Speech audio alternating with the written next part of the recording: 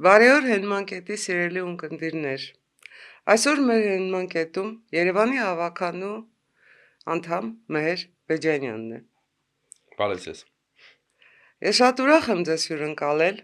եւ ուզում եմ այսօր ձեզ հետ զրուցել ոչ միայն քաղաքական խնդիրներից, այլև սիրո մասին, որովհետեւ եթե ամեն ինչի մեջ մենք այդ սերը չենք դնում, սխալ արդյունքի ենք հասնում։ Ես ուզում եմ հիշեցնել նաև մեկ այլ իրողություն։ Տեսեք, շատերը քաղաքականությունը համեմատում են, չասենք առաջին, բայց ամենայն դեպս բավականին անվայել մասնագիտության հետ։ Դուք կարծում եք, որ քաղաքականությունը իրոք կարող է համեմատության եզրեր ունենալ անբարոյականության հետ, թե քաղաքականությունն անբարոյական դարձնում են անբարոյական քաղաքական գործիչները, այստեղ շատ կարևոր տարբերություն կա։ Ես ուզում եմ ճշտել ձեր տեսակետը։ Նորից բարև ձեզ։ Շատ ուրախ եմ այս տաղորում գտնվել։ Ադամյան ջան, ես կարծում եմ սպառապետից լավ ձևակերպում չեմ տա քաղաքականության առումով, որ գոնե ներքին քաղաքականությունը պիտի ունենա բարոյականություն։ Ու դա պիտի լինի սկզբունք։ Դա պիտի լինի սկզբունք առնվազն Հայաստանի Հանրապետության պարագայում, փոքր պետությունների պարագայում, եթե մենք քաղաքականությամբ զբաղվող մարդիկս այդ սկզբունքը չպահենք, մենք այդ փոքր պետությունը ավելի կփոքրացնենք ու փոխանակ մեր բնակչությունը ապավինի մեր գործողություններին, հակառակը բնակչությունը դրանից կպակասի։ Դա մեր ոնց ասեմ, Դուք կարծում եք սերը շագրենի կաշին մեծացնելու բանաձևն է։ Սերը առ հայրենիքը։ Սերը ամեն ինչի հիմքում է, բայց տեսեք, եթե մենք խոսում ենք քաղաքականությունից, բարոյականությունից, սիրուց, չէ՞, պիտի մի բան հասկանանք, էլի նույն ազգային օրակարգին ենք գալիս, հա, մենք եթե մտածում ենք ծրագրերի մասին, ինչ-որ նախ կանխատեսումներ ենք անում, չգիտեմ, մրցակցում ենք իրար հետ, թե կուսակցություններ են մրցակցում ցանկացած ոլորտում, եթե մենք ունենք ծրագիր, այդ ցանկացած ծրագիր իրենից ենթադրում է մրցակցություն։ Ու եթե այդ մրցակցությունը չունեցավ բարոյականության սահմաններ, այն քաղաքացին է, որ գալիս է ծրագրին քվետալու, ինքը դրան բարոյական սկզբունքով քվետալու։ Ու դա դառնում է փակ շղթա։ Այսինքն եթե մենք գնում ենք երկարաժամկետ ծրագիր ստանալու ճանապարհին, իսկ փոքր պետության դեպքում այդ պետությունը պահելու առավելիվս մոնոէթնիկ Հայաստանի նման փոքր պետության պարագայում, եթե մենք չենք ունենում հստակ երկարաժամկետ ծրագիր ու չենք ունենում բարոյականության վրա հիմնված ներքին քաղաքականություն, ապարդյուն է։ Այդ մրցակցությունը 5 տարի մեկ կլինի, արտահերթ կլինի, ապարդյուն է, որտեղ անդադ հետ են գալու նախնական սկզբնակետը։ Դուք հիշատակեցիք Վազգեն Սարգսյանին, ես ուզում եմ ասել, որ 1999 թվականի նոյեմբերի 1-ին Վազգեն Սարգսյանը պատրաստվում էր խորհրդարանին ներկայացնել 2000-ի բյուջեն, եւ այդ բյուջեի միայն ուղերձը 30 էջ էր, միայն ուղերձը, եւ այդ բյուջեն Հայաստանի Հանրապետության զարգացման 30-ամյա ծրագիր էր, այսինքն ձեր ասած երկարաժամկետ ծրագիրն էր։ Այդ բյուջեն մեկ բառով ասած, այդ 21-րդ դարը մերն է լինելու էր։ Հա, դա 21-րդ դարը մերն է լինելու բյուջեն էր։ Եվ արդյոք հիմա մերն է այդ 21-րդ դարը, արդյոք մենք չենք մնացել դեռ 20-րդ դարում մեր պատկերացումներով, մեր հոգեբանությամբ, մեր աշխարհընկալմամբ, որովհետև աշխարհում շատ արագ են փոփոխությունները, աշխարհում ամբողջ անվտանգային համակարգ է փլուզվում, եւ այդ անվտանգային համակարգի փլուզումից հետո ստեղծվում է նոր անվտանգության համակարգ, մենք որտեղ ենք։ Այստեղ շատ կարևոր է այդ մենք ու մեր ասածը, ինչ ենք հասկանում մեր ասելով, տեսեք, թե հասարակությունը, թե քաղաքական էլիտան, չգիտեմ, մի մասը կամովի, մի մասը պարտադրաբար բաժանվել ենք։ Մի խումբ կա, ով չգիտեմ, օտարերկրյա շահերից բխելով, ավելի խիստ բաներ չասեմ, պատվեր կատարելով, չգիտեմ, գործակալ լինելով, բայց այլ պետության շահերին ծառայելով, այսօր Հայաստանի Հանրապետության անկախությունը սակարկման առարկա է դարձնում։ Նույնիսկ կան քաղաքական գործիչներ կամ քաղաքական ուժեր, որ բացահայտ ասում են, թե Հայաստանի Հանրապետության ապագան տեսնում են իբրև գուբերնիա։ Ավելին կոչեր են անում, կոչեր են անում ու ցավոք սրտի այդ կոչերին հետևողներ կան։ մոլորյալներ են, շահի հետևից գնացողներ են, թե հակառակը պնդողներին չսիրողներ են, Գուցե վախեցած մարդիկ են, վախեցած, պարզապես վախեցած։ Ես կարծում եմ բոլոր շերտերից էլ կան։ Բոլոր շերտերից էլ կան ու մեր խնդիրն է հակառակ թևը, եթե բաժանենք այդ ստանդարտ գուբերնիստներ ու անկախականներ, հա, մեր անկախականներից հիմնական խնդիրը պիտի լինի ոչ թե կռիվ տալ այդ կոչը անողի դեմ, այլ այդ կոչը լսողին համոզել, բացատրել, որ այդ կոչ անողի բուն նպատակի մասին։ Եթե մենք կարողացանք հասնել դրան, որտեղ այդ կոչը գնա կհասնի պատին ու հետ կդառնա իրան։ Եթե բումերանգի էֆեկտը։ Բումերանգի էֆեկտը։ Ու պատվիատուն էլ արդեն փող չի տա այդ կոչ անողին։ Ոչ փող կտա, ոչ այլ ռեսուրս կտա։ Ինքը ուղղակի մինչև քուքը կմաշի ու գնա։ Ես ուզում եմ ձեզ հիշեցնել նաև մեկ այլ հանգամանք։ Տեսեք, դուք շատ հստակ բերեցիք անկախականներ, գուբերնիստներ բաժանումը։ Այդ անկախականներ, գուբերնիստներ բաժանումը արդյոք 2020-ից հետո առաջացավ, թե 2020-ը հենց դրա հետևանքներ։ Ես կարծում եմ 2020 շատ ճիշտ ու գեղեցիկ ձևակերպում տվեցի 2020-ը դրա հետևանքն էր, բայց այդ դրա հետևանքից հետո բացահայտվեց այդ գիծը հստակացավ, որտեվ մինչ այդ նույնիսկ 2020 չէ, մինչև 18 մենք մի համակարգի մեջ էինք։ Մի համակարգի մեջ էինք, ովքեր որտեղ գերակշռում էր, չգիտեմ, բռնապետական համակարգ, հա, դասականով ասեմ։ Մինչդեռ 18-ից հետո այս ազատությունը, դա խոսքի ազատություն կլինի, չգիտեմ, լրատվական, որ եկի հասել արդեն ամենաթողության մակարդակի, այս ազատությունը թույլ տվեց շատ տարբեր տեսակետների բացման։ Ու այստեղ պետք էր արդեն նոր մեթոդ։ Այս նոր մեթոդը 2020-ից հետո կուլմինացիան արդեն եղավ հենց սա, որ չէ, բացահայտ ասում են մարդիկ, որ պետք է գնանք դեպի գուբերնիա, միացում արդեն որևիցե այլ պետության հետ։ Էլի չեմ մեղադրում, այդ նույն պետությանը, որ պատվիատուները պահում ստեղ, որ եկեք միացեք։ Ես այդ պետությանը չեմ մեղադրում։ Ինքը իր պետական շահն է պահում։ Կայսերական, կայսերապաշտական, մի անձը համակարգը էական չի։ Այստեղի կատարողներն են մեղավոր։ Այդ պատվերը այստեղ կատարողներ, այդ կոչեր անողներն են մեղավոր, որ իրենք ազգությամբ հայ լինելով Հայաստանի Հանրապետությունը անկախություն ասածը չէ, գիտեք ինչ կա, գուբերնիան ավելի լավ է, թող կոսմոպոլիտ, հա, մի տեղից մեզ ասեն մենք կատարենք։ Խնդիրը այստեղ ու այդ մարդիկ սովոր են այդ ասես մինչև 20 կամ մինչև դաժե 18-ը սովոր են այդ մեխանիզմին, իրենց հոգի հարազատ արժե համակարգի հարցը։ Ու չգիտեմ կրթությունից է, տարիքից է, նյութականից է, նյութապաշտությունից է, թե ինչից այլ մեխանիզմ չեն պատկերացնում, այլ դաշտ, մրցակցային այլ հարթության մեջ իրանք պարզապես պարտվելու են, իրանք չեն պատկերացնում, դա համար չեն փորձում մտնել։ Հիմա խոսում ենք ընտրություններից, տեսեք, նոյեմբերի 16-ին Էջմիածնում վաղ շաբաթ խոշորված համայնքում ընտրություններ են։ Ինչ մեխանիզմներով ենք մենք գնում։ Թիմ ընտրություններ են։ Փաստացի պիտի տարբեր ուժեր 8 թիմ ընտրություններ են, բայց դարձել են խիստ քաղաքական ընտրություններ։ Եվ համենայն դեպս այդ ձեր ասած այդ մյուս ճամբարում չեն թաքցնում այն մտայնությունը, որ իրենց նպատակն է քաղաք առ քաղաք, գյուղ առ գյուղ Հայաստանի Հանրապետությունը վերածել գուբերնիայի եւ ի վերջո 2026-ին այդպես տարբեր արվակներով, հոսելով գալ եւ ձևավորել, դա արդեն բարձրաձայնվել է բազմիցս, ձևավորել փոքրամասնության իշխանություն, այսինքն կատարել այն պետական հեղաշրջումը, օրինական ժողովրդավարական ընտրություններով կատարել այն պետական հեղաշրջումը, որի հետևանքով Հայաստանի Հանրապետությունը վերջ առաջ կորցնելու է անկախությունը։ Ինչ կարող ենք այդ վտանգին, այդ սպառնալիքին հակադրել։ Տեսեք, դուք նկարագրում էիք ժողովրդի վիճակը, իսկ ժողովրդի մոտ կա այդ ընկալումը, ժողովրդի մեջ կա այդ ընկալումը, որ այս ամեն ինչը հետևանք է, այս ամեն ինչը հետևանք է։ Մինչև 2020-ը մեր ապրած տասնամյակների վարած տնտեսական քաղաքականության,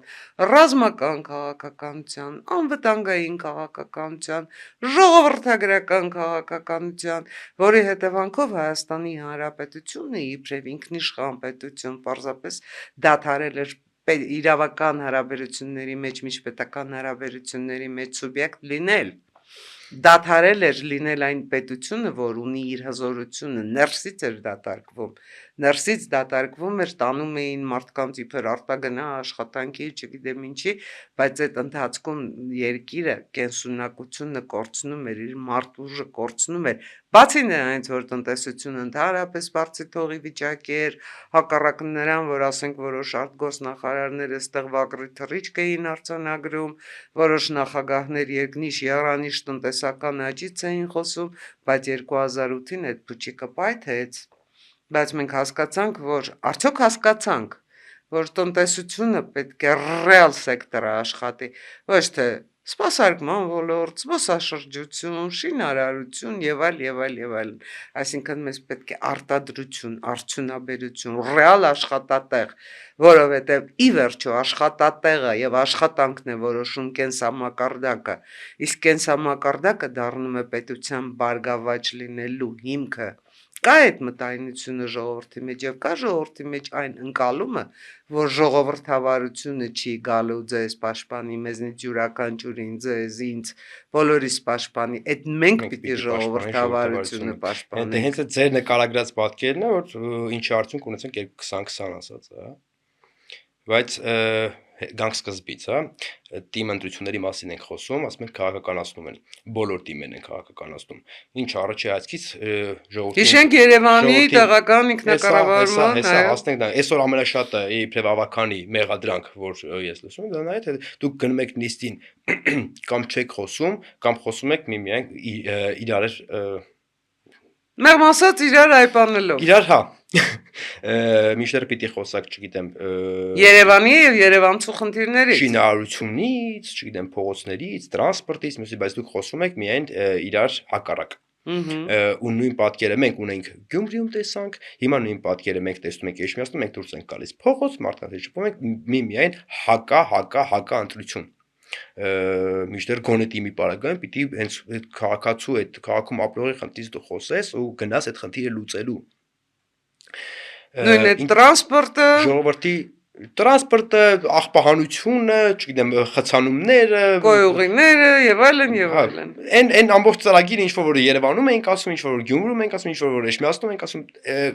կա այդ խնդիրը, այդ մեխանիզմները կան լուծման աշխարհում նոր պետք չի հայտնաբերել, թե նորանոր հեծանիվի ռեսուրսի հայտնաբերման ճանապարհը կա, օգտագործման ճիշտ ձևը կա, ուղղակի պետք է անել։ Հիմա էլի ասում են լավ, շատ լավ խոսում եք, անել, տեսնենք հիմա ինչ կանեք, հենա Երևանում անում եք։ Կտեսնենք, 5-ամյա ծրագիր ունենք, 2 տարի աշխատում ենք, տեսնողը, որ ասում եք ժողովրդի մեջ կա գիտակցություն, թե չկա, տեսնողը, այն տեսնել ցանկացողը կարողանում է տեսնել։ Ուզում է տեսնել ու կարողանում է տեսնել։ Այն ով արդեն չէ, էլի նույն մտանության մեջ է, որ հակաընտրության եմ ես գնալու, ինքը չի տեսնի։ Բայց ինքը չի մեղավոր, էլի մենք ենք մեղավոր։ Այն հաղորդման սկզբից որ ասում եմ, մեր խնդիրը պիտի լինի այդ հակամտածողին բացատրել, որ խնդիրը, որ պետություն ասած ինքը կազմված է առաջինը քաղաքացուց, այդ քաղաքացիական գիտակցությունն է, որ բերելու է ճիշտ ընտրության, ու այդ ճիշտ ընտրության արդյունքում արդյունավետ կառավարման։ Մինչև այդ գիտակցությունը մենք չկարողանանք տալ, իսկ դա մեր պարտականությունն է քաղաքացուն տալ։ Նա միշտ գնալու է հակաընտրության։ Ով էլ հասավ իշխանության, փաստացի գիտենք, չէ՞ որ ժողովրդի սոցիալական վիճակը լավ չէ։ Ամեն առավոտ զարթնելու ժողովուրդ ինքը ումից է դժգոհ իշխանությունից, ով ուզում է լինի իշխանություն։ Այն ասում է դասական, դասագրքային ճշմարտություն է ու դա չես փոխի։ Մարդկային հոգեբանությունը պարզ։ Հիմա եթե դու կարողանաս էլի գալիս եմ երկարաժամկետ ծրագրին, եթե կարողանաս ճիշտ մատուցել քո ծրագիրը, որ ես գիտես ինչ կա ժողովուրդ ջան, ես ունեմ այս 20 տարվա ծրագիրը։ Այս 20 տարվա ծրագրի այս 5 տարվա հատվածը նախատեսում եմ անել այս 5 տարում։ Արի քվետուր, վստահի ինձ, ես կգնամ այդ 5 տարում։ Գոհ կլինես, կտաս կշարունակեմ 20 տարի կվերեմ, չես տա հաջորդ եկողը, եթե էլի պետականամետ լինի, ոչ թե գուբերնիստ։ Կգա ինքը 15 տարվա, կարող է ինչ որ չափով փոփոխություն անի, որտեղ մի քիչ այլ կերպ, բայց պետականամետ, պետական մտածողություն կայնա, ընդհանուր պետական ծրագրի չի շեղվի։ Խնդիրը այստեղ է, ժողովրդի գիտակցության մասին եք ասում, կա, բայց վստահության խնդիր ունենք։ Ինչի համար է այսօր վերջի մի քանի ընտրություններին մտածություն այսքան պակաս, որտեվ այդ վստահությունը մաշել ենք։ Ես միշտ ենք եմ ասում, չեմ ուզում այդ պատասխանատվության մենակ գծեմ ուրիշների վրա։ Իրականում ավելի շատ այդ պատասխանատվությունը ընկած են մարդկանց, ովքեր եղել են իշխանություն։ Հիմա team mass-ով Երևանի տեկուս մենք էլ կանք կմաշենք թե կավելացնենք 3 տարի հետո ժողովուրդը կգնահատի բայց մինչև 3 տարի մենք 26 ունենք ու այս Էշմիածնի մեր 16-ի ընտրությունները այդ 2026 թվականի նոյեմբերի 16-ը դրա նախաշեմն են դրա լակմուսի թուղթ է ասում են ու մենք կհասկանանք առնվազն Արշապատ խոշորացված համայնքում ժողովուրդը ինչ ընտրություն կկատարի կգնա այս վերջերս Կարոզարշավի մի դրվագ պատմեմ գնացել ենք Կարոզարշավի կարծեմ միասին ենք այդ նույն օրը ինչև է երեխաներ էին վազվզում բուկլետ ենք բաժանում ասում են ինչա պատահել պատրում էին բուկլետ ուզեցին ու պատրեցին ասում ինչ է ասում երեք համար 1-ը եկել է համար 1-ն է մեր տեքստում մեզ քյաբաբ է տվել ասում լավ տվել է ապրենք ինչի համար է տվել որ մնացած բոլորի բուկլետները պատրենք այսինքն եթե այս մոտեցումը նույնիսկ երեխաների հանդեպ մենք շարունակում ենք պահել լավ մենք ինչ երկրում ենք ուզում ապրենք ինքը այդ մեծ քյաբաբով են 500 դրամ սկսեցի խոսել սիրուց որովհետև եթե դու չես սիրում հայրենիքդ եթե չես ընկալում ինչ է քո դերը քո հայրենիքի համար քո հայրենիքն էլ քեզ չի սիրելու այդ սերով ասրսկելու Պետք է սկսել երևի թե մանկապարտեզից կրթությունը աստիճանաբար հասցնել այն մակարդակին, որ դա արդեն ոչ թե մենք սովորենք, այլ դա մեր մեջ ուղղակի լինի, գենետիկ լինի։ Եթե խոսում ենք սիրուց, էլի մեծ շատ կարևոր տարանջատում կա, որ չենք կարողանում անել։ Էլի կասեմ չենք, որտեվ մեծամասնությունը կարծում եմ վերաբերվում է պետություն թե հայրենիք։ Ինչ ենք թե դնում։ Այստեղ եւ կամ պիտի դնենք, հա։ Եվ շատ այդ խոսում ես, ասում ես նույն ընտրության չմասնակցողին ասում ես ես չեմ գնում ընտրության, ես սիրում եմ իմ հայրենիքը եւ վերջ։ Դեմ եմ իշխանությունը։ Բոլորին դեմ եմ, բայց ես սիրում եմ իմ հայրենիքը, լավ ինչպես ես սիրում քո հայրենիքը, եթե իբրև քաղաքացի քո դա իրավունք չէ, այդ ընտրություն կատարել է պարտականությունն է քաղաքացու։ Դու գնա այդ պարտականությունը կատարի, այդ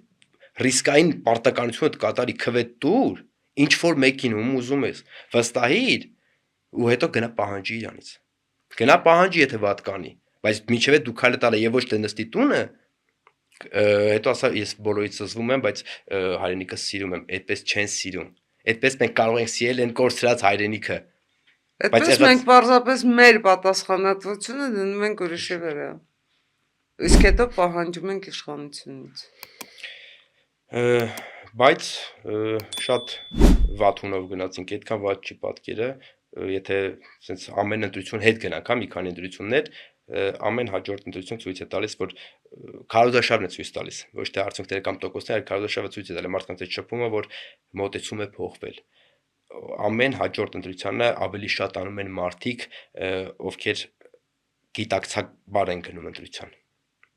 Ես կարծում եմ դրա համար է ամենահաջորդ ընտրությանը մեր տոկոս ավելի բարձր լինում, որտեվ ծրագրի ու գաղափարի ու պետության համար ենք գնում առաջ, ոչ թե զուտ քվե հավաքելու այդ, չգիտեմ, աջենդայի հետևից չենք գնում էլի։ Լավ, մեր աջենդան միշտ ազգային օրակարգն է, բայց եթե խոսակցությունը այնպես ստացվեց, որ ես դարձա հոռետես, դուք լավատես, ինչը թերևս իրականությանը համապատասխանում է, եկեք մի այդպես հոռետեսական հարց ուղղեմ ձեզ, տեսեք։ 2021-ի ընտրություններում իդեպ իբրև քաղաքական ճգնաժամից դուրս գալու լուծում արտահերթ ընտրությունները առաջինը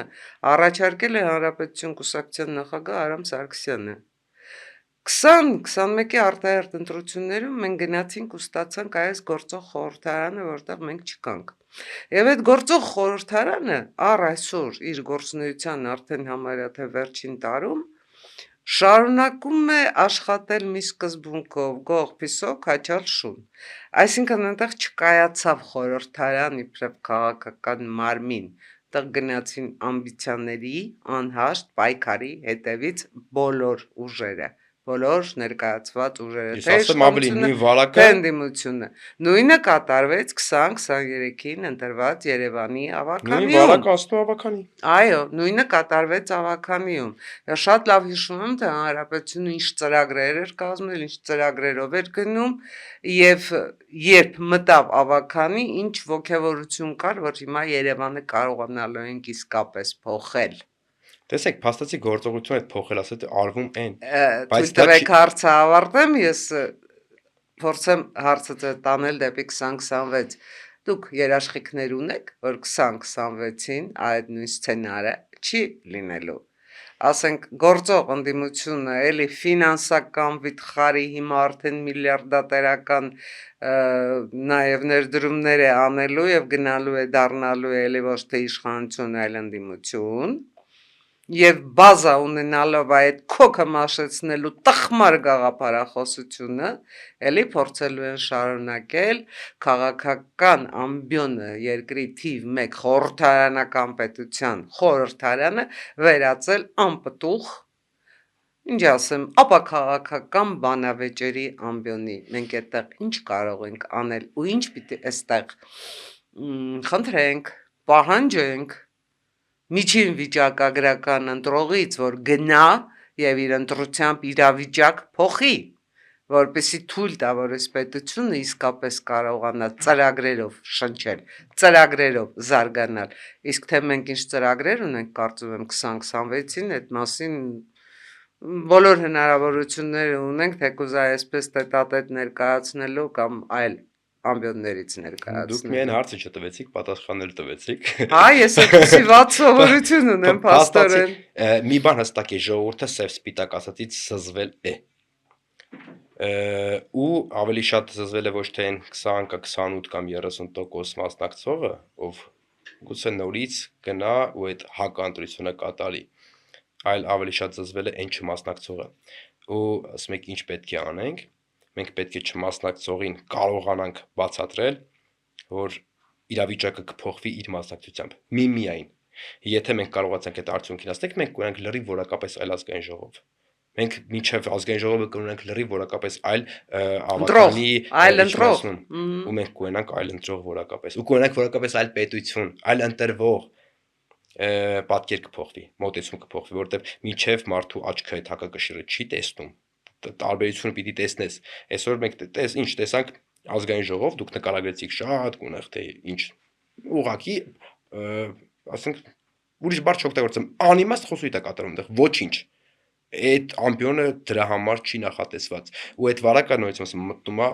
մտել է արդեն, իսկ Երևանի ավականի մենք փոխանակ ներկայացնենք թե ինչ ենք անում, մենք դուրս ենք գալիս սև սպիտակի անընդհատ այդ նույն բանի շրջապատում ենք նույնը, այո։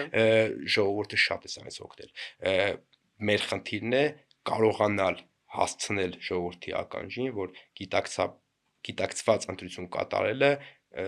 դա հենց ընտրություն կատարելն է։ Այն ընտրության չեկողին պիտի բերել ընտրատեղամաս։ Դա ինչ 20 րոպե է պահանջում իրանից, բայց շատ ահավոր մեծ պատասխանատվություն։ Ժողովուրդ ջան, եթե մենք չխուսափենք այդ պատասխանատվությունից մեկ անգամ, երկու անգամ, դա մեր համար կդառնա այնքան սովորական երևույթ, ինչպես ամեն առավոտյան գործի գնալը։ Գիտեք, սովորաբար ընտրություններում խնդիր են ընտրվողները։ Ում ես ընտրում, որն ես նախապատվություն տալիս, ում չես ընտրում։ Բայց դե ֆակտո Հայաստանի Հանրապետությունում պրոբլեմը ընտրվողները չեն, ընտրողներն են։ Ես չէի առանձնացնի, երկուսն էլ։ Դա փակ շղթա է, դա պետության մասն է, ընտրողներ, ընտրվողներ։ Ես չէի, պիտի չհամաձայնվեմ, ոչ, հավասարապես մեղավոր ենք, թե ընտրողները, թե ընտրվողները, որովհետև պատասխանատվության իր մասը, եթե ընտրողը սահմանությամբ, ամրագրված իշխանությունը պատկանում է ժողովրդին, ժողովուրդը այդ իշխանությունը իրականացնում է պատվիրակելով։ Շատ բարի, ժողովուրդը վատ պատվիրակում է, պատվիրակվողներն էլ քանի որ վատ պատվիրակված են, իրանք էլ վատն կառավարում, արդյունավետ չեն։ Եվ արդյունքում ստացվում է, որ խորհրդարանը դադարում է լինել ներկայացուցչական մարմին։ Ոչ միայն ներկայացուցչական, այդ պարագայում նախ այդ լեգիտիմության պակասի դեպքում նույնիսկ լավ ռեֆորմ, իսկ որ մեր երկիրը ռեֆորմների կարիք ունի, նույնիսկ լավ ռեֆորմը ինքը շատ դժվար անցալելի է, ինչը ծախսում է ամենաթանկը ժամանակը, շատ ավելի երկար է տևում լավ ռեֆորմը, ընդ որում երկարության մեջ ժամանակի գործնում է արդիականությունը։ Մինչև հասնում ես վերջնական արդյունքին, արդեն նոր ռեֆորմի կարիք է առաջանում։ Այդ հենց արդյունավետ կառավարումն ասածը հենց այդ արդյունավետ ժամանակի կառավարումն առաջինը, հետո նոր մյուս ռեսուրսների։ Այդ բնական հանածոները մենք այնքան շատ ունենք, եթե որ կարող օգտագործենք այդ նյութական ռեսուրսը, մենք շատ արագ կարող ենք օգտագործել։ Այդ մտավոր ռեսուրսը, որ մենք ունենք, աշխարհի ցանկացած երկրում կարող ենք գնալ օգտագործել, մեր մոտ ոչ։ Այսինքն դուք ուզում եք ասել, կամ չգիտեմ, ինձ այդպես թվաց, որ Խնդիրը այստեղ ոչ այնքան ընտրողն է, որքան մթնոլորտը,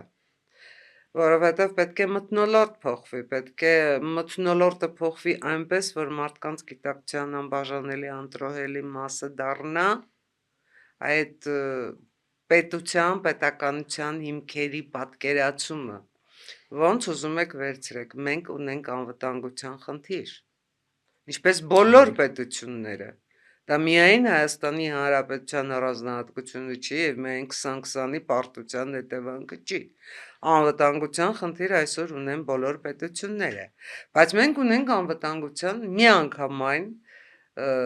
իրականությանը ոչ համարժեք, եթե չասեմ սխալ պատկերացում, որովհետև երբ մենք ասում ենք անվտանգություն, մենք չգիտես ինչի հասկանում ենք միայն բանակ, բանակը չի անվտանգությունը, անվտանգությունը երկրի արտաքին քաղաքականությունն է, անվտանգությունը երկրի ամենակարևորը տնտեսական քաղաքականությունն է, անվտանգությունը էներգետիկ անվտանգությունն է, պարենային, վերջապես ժողովրդագրական, և այդ ամեն ինչի հիմքերի հիմք, եթե կրթությունն է, բայց կրթությունը երկարաժամկետ է, դու չես կարող այսօր այդ ճիշտ հիմքերը դնել ու ակնկալել, որ վաղ արդյունք ես ունենալու, դու արդյունք ունենալու ես մեկ սերունդ հետո, և դու կորցնելու ես գերկարևոր ժամանակը, ինչպես դուք նշեցիք, հիմա այդ տնտեսական վիճակ, տնտեսության կառուցվածք փոխելու մթնոլորտը, պատկերացումը, ընկալումը այնուամենայնիվ Հայաստանի Հանրապետության, չասեմ իշխանության, ասեմ ժողովրդի մեջ ձևավորվել է, մենք հասկացել ենք, որ շինարարությունը գերկարևոր է, որևէ մեկը շինարարության դեմ երբևէ խոսելու իրավունք չունի, գերկարևոր են ճանապարհները, այո, մենք պետք է ունենանք բարեկարգ ճանապարհներ, այս քանի օրը մենք միասին շատ տարատեսակ ճանապարհներով ենք անցել և կարող ենք գնահատել այդ լավ ու վատ ճանապարհի վիճակը, կրկնում եմ, որևէ մեկը ոչ շինարարության, ոչ ճանապարհների դեմ չի, բայց դու կարող ես ունենալ կատարելագույն ճանապարհներ ու այդ ճանապարհով գնացող մենակ մարդատար ու մեքենաներ։ եթե այդ ճանապարհով գնացող եկող չլինի, ինչ ես անելու։ Գնացող եկողից բացի գնացող եկողը ինչ մարդատար մեքենա պիտի լինի, այդ գնացող եկողը Ահա։ ինքը իր տնտեսական զարգացվածությունը ապավերի։ Հիմա տեսեք, մենք ունեցանք Վաշինգտոն, մենք ունեցանք օգոստոսի 8-ի համաձայնագրեր, մենք ունեցանք ոչ միայն նախաստորագրված խաղաղության համաձայնագիր, մենք ունեցանք Հայաստան, Ամերիկայի Միացյալ Նահանգներ և Ամերիկայի Միացյալ Նահանգներ, Ադրբեջան հուշագրեր։ Եվ մենք արդեն ունենք տեղեկություն, որ Ամերիկայի Միացյալ Նահանգները մինչև տարեվերջ աշխատանքային խմբեր կուղարկի այդ հուշագրերի աշխատանքները սկսելու համար, իսկ մենք դրան պատրաստ ենք, սա է խնդիրը։ Ամերիկայի Միացյալ Նահանգները շատ հստակ է ասել, որ ինքը մտել է տարածաշրջան, և որ այստեղ ինքը համագործակցում է Եվրամիության հետ, և որ ինքը այստեղից դուրս չի գալու։ Տարատեսակ Լավրովներ կարող են Ռուսաստանից տարատեսակ կոչեր հնչեցնել առ այն, որ իրենք թույլ չեն տա և այլն չգիտեմ ինչ լծակներով Աստված իրենց հետ։ Չեմ ուզում խոսել ոչ Ռուսաստանի, ոչ Ամերիկայի Միացյալ Նահանգների նպատակների մասին, որտեղ այդ նպատակները բոլորին լավ հայտնի են։ Ռուսաստանին պետք է տարածաշրջանում հավիտենական շրջափակում, հավիտենական պատերազմ, հաղորդակցուղիները երբևէ չբացվեն, թեկուզ ինքը կարող է այդ ճանապարհներից օգտվել, բայց այդ ճանապարհները ինչպես փակ են եղել, այ անկախությունից հետո այդպես էլ փակ պետք է մնան, որպեսզի ինքը այստեղ նշանակություն ունենա, կարևորություն ունենա, ազդեցություն ունենա։ Ամերիկայի Միացյալ Նահանգներին պետք է լրիվ հակառակը, բաց հաղորդակցուղիներ, զարգացում, և Տրամպը ներկայացրել է մի այնպիսի ծրագիր, որտեղ արդեն պատերազմը դառնում է ոչ շահավետ։ Պարզապես ձեռնտու չի։ Աշխարհի մակարդակով նույն եթե ներհայաստանյան ասում ենք անկախական գուբերնիստներ, աշխարհի մակարդակով է չունեմ խաղաղության կողմնակիցներ ու պատերազմի կողմնակիցներ, էլի կարելի է այդ կերպ տարբերել։ Ու ի վերջո այս նոր աշխարհակարգը որ ձևավորվի, պիտի ձևավորվի ոչ թե երկու հակառակ հակընդդեմ բևեր, պատերազմ ցանկացողներ եւ խաղաղություն ցանկացողներ, այլ խաղաղություն ցանկացողների միջև պիտի երկու բևեր ձևավորվի։ Բայց ցանկանում են այդ խաղաղությունը արդյոք։ այստեղ գալիս ենք նա, որ ժողովրդավարությունը ամենաշատ պաշտպանության կարիքն ունի, որտեղ խաղաղություն ցանկացողը միշտ ավելի խոցելի է, քան պատերազմ ցանկացողը։ Պատերազմ ցանկացողը գնա պատերազմի, իսկ խաղաղություն ցանկացողի պաշտպանել է պետք։ Ու էլի ոչ միայն բանակով, որտեղ անցալում հենց խոսում ենք պաշտպանության մասին, մենք զենք, զինվոր, բանակ հետ ենք անցալում։ Միշտեր փորձը ցույց է տալիս համաշխարհային, որ տնտեսական անվտանգությունը շատ ավելի հզոր ուժ է, քան թե բանակը կամ զինվորը։ Փորձը նաև ցույց է տալիս, որ հաղթում են այն պետությունները, կռվում են զինվորները, հաղթում կամ պարտվում են պետությունները, բայց հաղթում են այն պետությունները, որոնք ունեն հզոր տնտեսություն։ Եվ իմջալոց անդավաճան դաշնակիցներ։ Դե, երեք կարևոր բաղադրիչներ են՝ տնտեսական, ռազմական եւ բանակցային, եթե sense ձևակերպում տանք։ Դա է մեր ազգային օրակարգ։ Այ մեր ազգային օրակարգի բացակայության պատճառն է, որ մենք սպասում ենք օգոստոսի 8-ի շարունակությունը, ինչ կառաջարկեն մեզ եւ ոչ թե մենք ենք մեր խնդիրը առաջ բերում, այ եթե մենք այդ օրակարգ ասած այդ ծրագիրը ունենանք, մենք առնվազն ինքնես առաջարկություն կանենք կամ այդ աշխատանքային խումբը ձևավորել չենք սպասի, որ միացել նահանգ դնը մեզանի։ Լավ, եկավ ներդրումն արեց։ Ինչ որ 140 միլիոնի ներդրումը արդեն իսկ արված է։ Քիչ չի, լավ է, անվտանգության խնդիր է լուծում։ Մենք դրանի պատասխան ինչ ենք անում, սպասելու ենք թե հաջորդը ինչ կանի։ Մենք մտածել ենք, որ այդ ճանապարհը բացվի, կլինի գնացքի ճանապարհ, կլինի մեքենա բեռնափոխադրումներ, երկաթուղի։ Ինչպես ենք օգտագործելու առաջինը, որ հատվածում է լինելու, այդ հատվածում ամենաարդյունավետ գործարանը որտեղ կարող ենք պատրաստել, որ հանքին մոտիկ լինի, որ աշխատատեղ ստեղծի, որտեղ բնակչությունը շատանա։ Ունենք մենք այդ ամենը նախապատրաստած, թե պիտի սպասենք մինչև այդ 140 միլիոնը գա ներդրվի, ինչ որ բան ստեղծվի, հետո ասեն, այստեղ մարդ է պետք, մտածենք որտեղից այդ Չէ, սխալ արեցինք։ Այստեղ է խնդիրը ու էլի գալիս ենք ընտրություններին, որ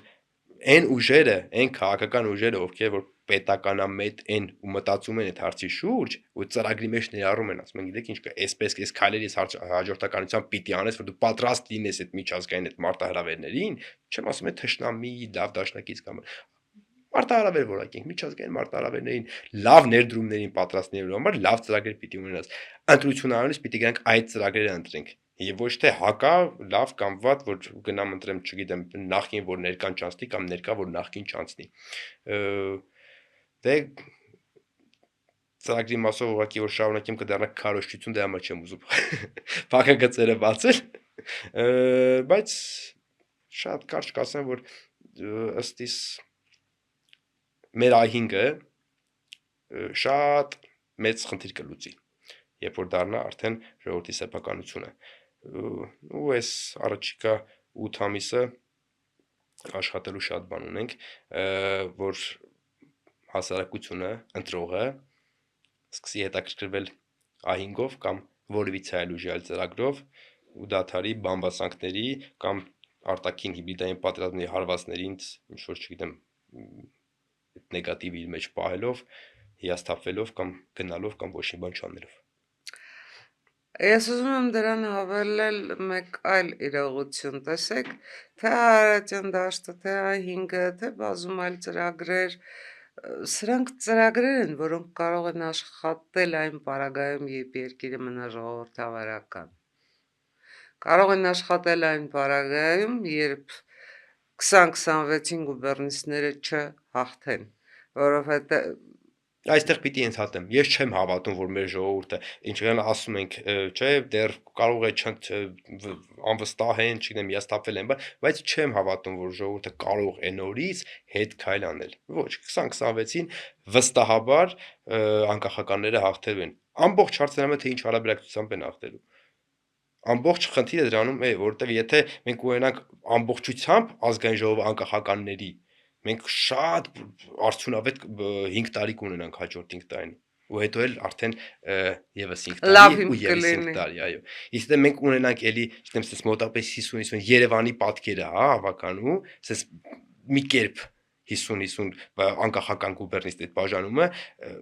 այն ինչ որ կարող ենք այդ 5 տարում անել, մենք կանենք, չգիտեմ, դրա մի տարվանը, հա։ Այստեղ եմ խնդիր ավելի շատ տեսնում, ոչ թե որ վախ գուբերնիստերը կան բացառվում է, որ այսօրվա Հայաստանի Հանրապետության քաղաքացին նորից հետ քայլ անի ու հնարավորություն տա ինչ որ մեկին գա ասի Հայաստանը պիտի լինի գուբերնիա, չէ՞ էլի։ Բայց այդ մեկը եկել է։ Այդ մեկը Ժողովուրդը այդ եկել մեկի է։ պատասխանը կտա։ Ժողովուրդը չգիտեմ ինչ պատասխան կտա, ես այսօր հոռետեսի դերում եմ, Ես լավատեսին եմ, ինչպես ես շարունակում եմ լավատեսին եմ։ ինչպես բնորոշեք, բնորոշեցիք, ես այսօր նորին մեծություն հոռետեսն եմ, եւ իբրև նորին մեծություն հոռետես ուզում եմ այնուամենայնիվ հարցնել։ Տեսեք, Սամվել Կարապետյանը հայտնվեց Հայաստանի Հանրապետությունում, հայտնվեց իր միլիարդներով, արդեն փորձում է շարժում ստեղծելուց հետո ձևավորել կուսակցություն եւ շատ հստակ է, որ մեր ձևով կամ եթե քերականության կանոններին հետևեմ իրենց ձևով փորձելու են իշխանության գալ, արդեն իսկ ներկայացնում են իրենց ծրագրերը։ Շատ, ինչ ասեմ, թող թույլ տրվի այնուամենայնիվ փորձից ելնելով, ոչ թե իբրև հոռետես, այլ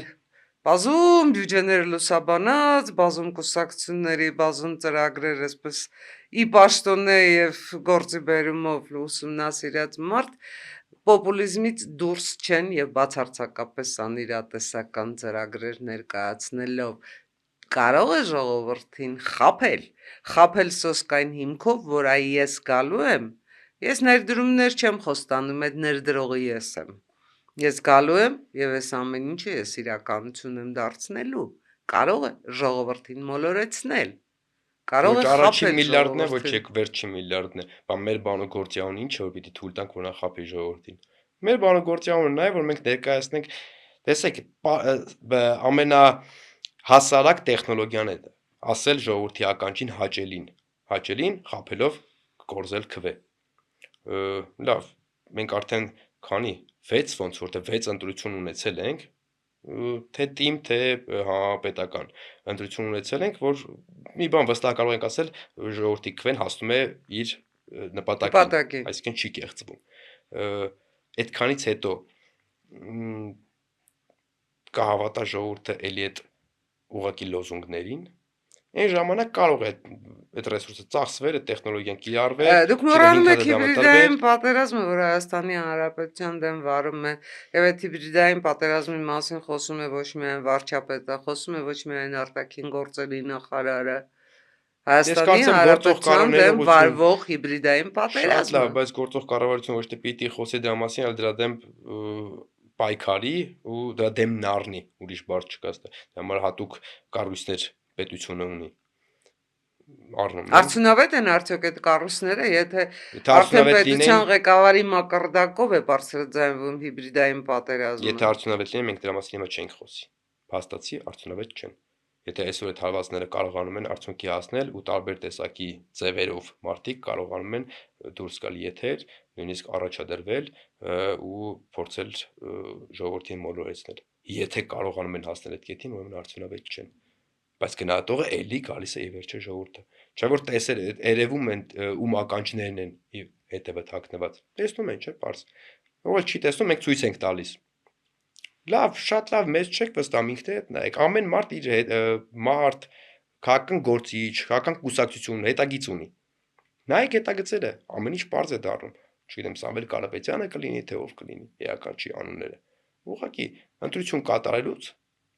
Սիրելի ժողովուրդ ջան, ընտրություն կատարելուց նայեք անցած ճանապարհը։ Նայեք թե մարդ քանի անգամ քանի կուսակցություն է փոխել, քանի տեր է փոխել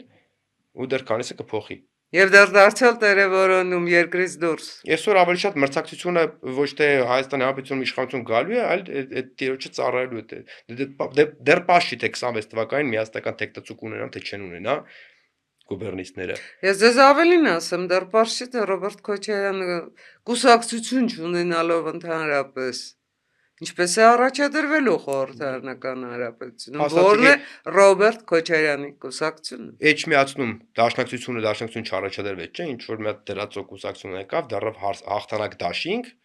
չէ՞, որ նա մեզ այսքից հաղթանակ դաշինք։ Ինչ կապ ունի Ռոբերտ Քոչարյանի հետ։ Հա, մի կողմից է Մայր Հայաստան ու հաղթանակ դաշինք, բայց հետևի ինչն է թաքնված, գուբերնիա։ Այս պարզ, այդքան է բարդ տեխնոլոգիաներ չեն, պարզ տեխնոլոգիա է, պարզապես պետք է մի քիչ ժամանակ տրամադրել ու հետագիծը նայել։ Հենց հետագիծը նայած իր պարզ երևում է թե ովքեր են, որտեղ չես կարող իրականությունից սպասել։ Նույն բանը Երևանի հավաքանում է Մայր Հայաստան ֆրակցիա։ Մարդիկ ասում են մենք Քոչարյան Ռոբերտի հետ կապ չունենք։ Մինչդեռ իրենց խմբակցություն, իրենց քաղաքապետի թեկտածուն Թևանյան Անդրանիկն ով Հայաստան դաշինքի падգամավոր է։ Ավելի Թևանյան Անդրանիկ այսօր Էջմիածնում Քարոզև է։ Բայց մարդիկ ասում են չունենք, դե հիմա ասում եք կարող են խաբել, ես չեմ հավատում, որ մեր ժողովուրդը այդքան միամիտ է, որ սպարզ բաներ չտեսնի։ Նավ մնալով հորետեսի դիրքերում այնուամենայնիվ այդ դիրքերը ինձ այսօր ինչ-որ շատ հմայեցին մնալով հորետեսի դիրքերում ուզում եմ ձեզ թերևս վերջին հարցը տալ։ Մենք ինչ հնարավորություններ ունենք, որպեսզի վաղար շաբաթ խոշորացված համայնքի ընտրությունները իսկապես Գյումրիի երկու չդառնան։ Մենք ինչ ենք ուզում, վաղար շաբաթը Վատիկան դարձնել, իրականում Վատիկան, եվրոպական մոդել է վերել, թե վաղար շաբաթը եւ վաղար շաբաթցին կգնա իր, ինչ ասեմ, տարօրված ոտնահետքերով եւ չի ցանկանա իրավիճակ փոխել։ Շատ ավելի հարմար կլինի իր համար այսպես դիրքավորվել հավերժ փողոքողի, հավերժ դժգոհի դերում, որի յուրաքանչյուր երկրորդ բառն է, ես կթողնեմ կգնամ։ Ի վերջո հարցի պատասխան տվողը հենց վաղար շաբաթցին է ու ամսի 16-ին այդ հարցի պատասխանը կտա։ Վերջի հարցի համար շատ երկար հարց եք տալիս, որովհետեւ այս ընտրություններին Վատ սովորություններ ունեմ։ Մայրաթորը չի կարող անմասն մնալ, նա արդեն քաղաքականացվել է ցավոք, շատ մեծ սխալ, էլի մեծ սխալ, որ դեռ երկար տարիներ կպահանջեն այդ սխալը ուղղելու համար։ Հայաստանի Հանրապետությունից, հայ ժողովրդից Հայաստանի Հանրապետության քաղաքացու դեռ շատ երկար ժամանակ կպահանջվի այս խնդիրը լուծելու համար, բայց Մայրաթորը չի խուսափի ու կունենա իր ազդեցությունը ընտրություններում։ Շատ կարևոր է թե ժողովրդի ու նույն Մայրաթորի իրոք անկեղծ հոգևոր սպասավորների հարաբերություններում այդ ջրբաժանը, որ փորձում են արհեստական այն մարդկանց մի խումբը, ով քաղաքականացված է ու պատվեր է կատարում ու փորձում է մեծ ջրբաժան ստեղծել, այդ ջրբաժանը կարող են լցնել հենց ժողովուրդը ու իրոք հոգով հոգևոր սպասավորները։ Այստեղ է լուծումը։ Երբ կգանք այդ լուծման, կկարողանանք մինչև նոյեմբերի 16 այդ լուծման գալ, թե չէ դրա հարցի առաջի պատասխան տվողը լինելու է վաղար շաբաթցին։ Փաստացի ամբողջ բեռը, որ Հայաստանի Հանրապետության քաղաքացիները պիտի անեն, այս բան առաջի բեռը ընկած է վաղար շաբաթցու վրա։ Ու եթե վաղար շաբաթին ճիշտ կողմնորոշվի, նա կկարողանա նաև շատ մեծ օգնության ձեռք մեկնել մեր եկեղեցուն, որտեղ եթե մենք կարողանում ենք ոչ ասել այդ գուբերնիստներին, եկեղեցուն եւ պետությանը, այն փոքրիկ ազգային եկեղեցուն եւ պետությանը, եկեղեցու մեջ այդ փոքր խումբ մարդիկ, ովքեր որ փորձում են եկեղեցի ու պետություն հակադրություն ստեղծել, իրանք այդ քայլ կանեն նույնիսկ մինչև 26-ը, եթե վաղաշաբաթին ճիշտ ընտրություն անի։ Իսկ այդ ճիշտ ընտրությունը այդքան էլ թաքնված չի։ Պարզ երևում է։ Ընդհանրապես պետք է գնալ ընտրատեղամաս։ Ու չեմ ուզում ազնվորեմ, որտեվ շատ նուրբ հարց է իրականում, երբ խոսում ենք եկեղեցուց, ամեն մարդ ինքը իր մեջ պետք է դարձի պատասխան տալ, բայց մի բան հստակ է, եկեղեցին չպիտի քաղաքականացվի ու այն մարդիկ, ովքեր լինելով եկեղեցու սպասավոր փորձում են եկեղեցին քաղաքականացնել, այդ մարդիկ եկեղեցում անելու բան չունեն։ Տեսեք, եկեղեցականներին հոգևոր իշխանությանը քաղաքականացնելու գործընթացը միայն հայաստանյան երևույթ չի, որովհետև մենք նույն ձեռագիրը տեսել ենք Վրաստանում, մենք նույն ձեռագիրը տեսել ենք Ուկրաինայում, որտեղ եկեղեցին ընդհանրապես տրոհվեց, մենք նույն ձեռագիրը տեսել ենք Մոլդովայում, որտեղ դարձյալ հոգևորականներին ներքաշեցին գուբերնիստներ, այնտեղ մի քիչ այլ էր սովետական KGB-ի մնացորդն է։ Այո, փորձեցին այդ շրջափուլի մեջ, ապա պետականացման շրջափուլի մեջ անպայման ներգրավել նաև հոգևոր իշխանությանը։ Ինքը կատարվեց նաև Հայաստանում։ Եվ իսկապես այս պարագայում ես բացարձակապես դες հետ համաձայն եմ եւ շատ ինձ համար խոր ցավ է, շատ ցավալի է խոսել այն մասին, որ հայ առաքելական եկեղեցին չկանգնեց պետության կողքին, որ հայ առաքելական եկեղեցին իր 1700-ամյա եւ ավելի ավանդներից կարծես թե հրաժարվեց։ Գուցե այստեղ պատճառը այն էր, որ տեսեք հազարամյակներով պետականություն 7 դար պետականություն չունենալուց հետո եկեղեցին թերևս չկարողացավ եկեղեցու վերնախավել, դեն չկարողացավ ընկալել այն իրողությունը, որ կա պետություն եւ այլևս ինքը պետություն չի կարող լինել պետության մեջ։ Ինքը իր գործն ունի, պետությունը իր գործն ունի։ Ավելին, երբ հանկարծ պատվերը իջեցվեց առայն, որ դու պետություն չպիտի ունենաս, ու գուցե դու կարողանաս վերադառնալ այդ պետության մեջ պետության կարգավիճակին, շատ հոգեհարազատ հնչեց, շատ հոգեհարազատ հնչեց։ Ճիշտ եք, լրիվ համամիտ եմ, մեծ խնդրի շատ մեծ տոկոս հենց դրանում նկատեցած, որ մեր պետությունը սովոր է առանց մեր եկեղեցին սովոր է առանց պետության գործել ու 30 տարին այն ժամկետը չէր, այն էլ հետ սովետական 30 տարին այն ժամկետը չէ, որ եւ այսպեսի փորձություններով անցնելով դժվար է։ Դա համար միայն մեղադրելով չսահմանափակվենք, բայց ես չեմ ուզում 1700 տարվա ավանդը չի կարող կորել։ Այդ կուտակված ինստիտուցիոնալ հիշողություն ասվածը չի կարող կորել ու ինքը կինքնամաքրվի։ Ես վստահ եմ դառնում, ժամանակի հարց է, շատ թանկագին ժամանակի հարց է, բայց որ եկեղեցին կինքնամաքրվի ու կարողանա պետության հետ հարաբերվել ըստ սահմանադրության, կասկած չունեմ։ Վերադարձանք սիրո գաղափարին։ Ամեն ինչի իմ կումսերն է։ Լավ։ The point-ի սիրելի ունկնդիրներ, դուք այսօր հենման կետում էիք եւ հենման կետում այսօր նաեւ նորին մեծություն սերներ։ Շատ շնորհակալ եմ ձեր ունկնդրության համար։ Հետևեք մեզ։ Եթե այս ամեն ինչը ձեզ իրոք հետաքրքրեց, բաժանորդագրվեք, լայքեք, տարածեք ու վստահ եղեք, հենման կետը սիրո հենման կետն է եւ այդ հենման կետը ձեր սիրո հենման կետն է։